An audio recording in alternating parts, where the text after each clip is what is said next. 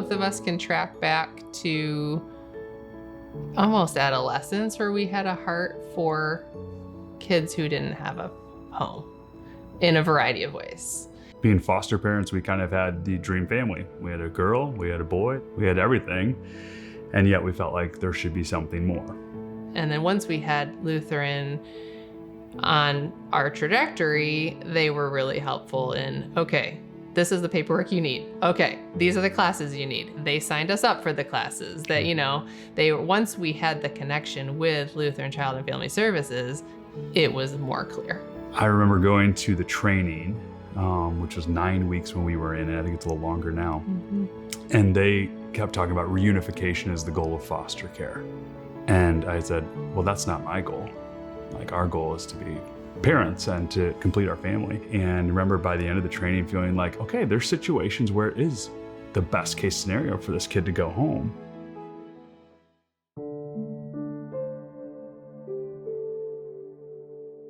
When Mason was born, he was born with withdrawals. So unfortunately, he had to be put in a NICU right away. It was one of those circumstances where they had to wean him off using, I believe it was morphine. I spent that entire month, again, NICU, work, home, shower, back to NICU, wash, rinse, repeat for a month. And I understood my position that it wasn't the greatest, it wasn't ideal, and I was holding on to a glimmer of hope that they would give him to me. Unfortunately, that was not the case. His mother was deemed unfit, I was deemed unable. So at that point in time, I was still trying to get my daughter into my care. I was not there just yet, so LCFS had to do what they had to do, step in and take Mason into foster care. I met Jake in the hospital when Mason was being discharged, and he was so angry. Rightfully so. Your baby's just born and they're telling you you can't take this kid home. I was so in my way, I didn't want to see who they truly were. The blessing that they were. Mason, he just fit right in from the beginning. It just was so natural. We called him our tornado. Like, he just was all in on life. He just loves to have a good time. For us, it was very easy to develop that bond and that connection and feel close to him he was our son for 2 years. And there was never a doubt that he was our son for those 2 years. It took me a long time to accept who they were, the kind, loving family that they were. I had nothing to my name. I was sleeping couch to couch, thinking stupidly that I was able to take them. How ridiculous that may have sounded back then, that's what I believed. They needed to be with their dad, they needed to be with their kin, and people that gotten away just gotten away. And that was the wrong way to look at it. They're just there to help. My caseworker from LCFS helped me get out of my own way. She helped me, guided me in a direction that I felt nobody else was actually doing. The therapy that they had us go through, I know it was me and their mother at that time had to take therapy. I can't speak enough great things about my therapist that I had that LCFS gave. She was, again, a godsend. And I opened my ears. I changed who I was. One thing that really surprised me was the love that I found for the birth family. Over time, that trust was built, and we were able to work with Jake.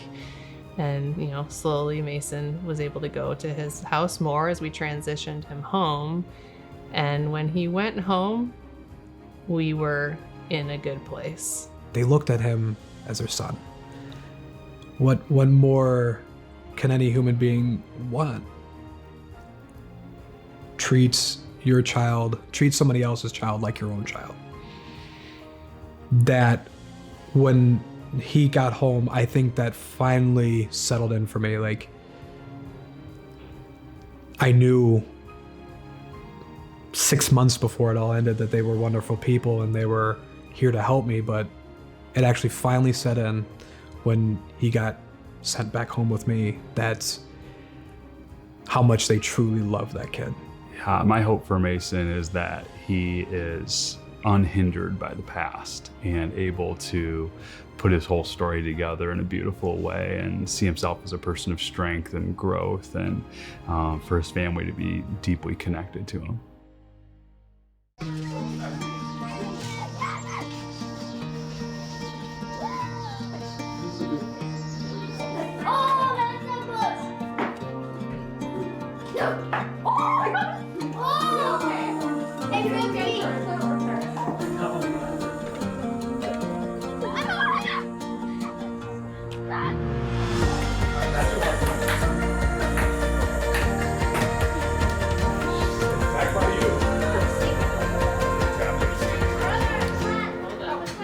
Kim and Chad,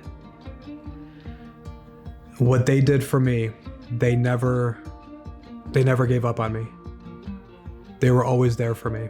Jake and I have always had a respectful relationship, and it does, I mean, Kim did an incredible job of helping make sure we put their family first, and it took two sides to make that work. And I give Jake a ton of credit for being somebody who is willing to stay in a relationship with us. A lot of people have a heart for kids in foster care, and they don't believe they can do it.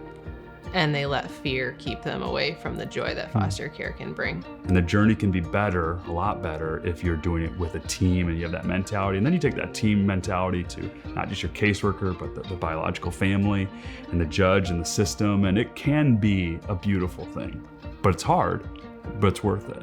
This is not an impossible thing. It's not. This is designed for people that are going through a hard time. Everyone makes mistakes. Everyone bounces back. Everyone, they rebound. I did. I'm here. My children are home. If I can do it, if I can get out of my way, if I can bring my children back, anybody can.